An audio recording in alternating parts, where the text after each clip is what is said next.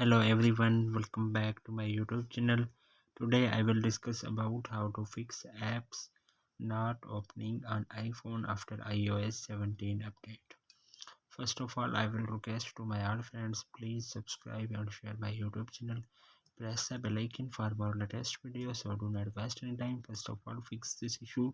First solution, you have reset all settings. So you have opened the setting and then scroll up, then you have click on general, scroll up, then you have click on transfer or reset, then you have click on reset all setting.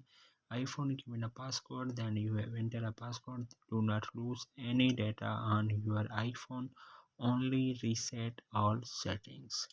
Then second solution, you have uh, any app does not open on your iPhone, so you have delete and reinstall the app. Deleting and reinstalling the app uh, can fix app crash on iPhone. Most of the time you can simply do that by, so then you have how to reinstall. So you have open the setting and then you have click on general, click on iPhone storage, so you have click on any app of in this, so you have offload and then you have reinstall from here.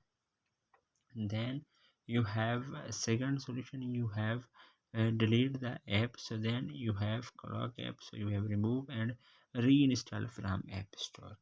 Then third solution, you have check software update, so you have open the setting and then you have click on general, so then you have click on software update. iOS latest version on your iPhone available, so you have must be installed on your iPhone.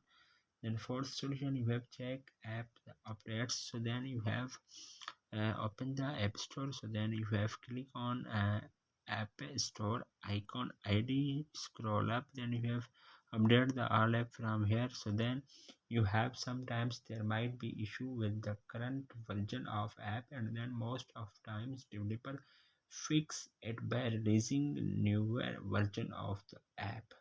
You can check for app updates using the latest version of app is either the best practice for many reasons. This is how you check for app update.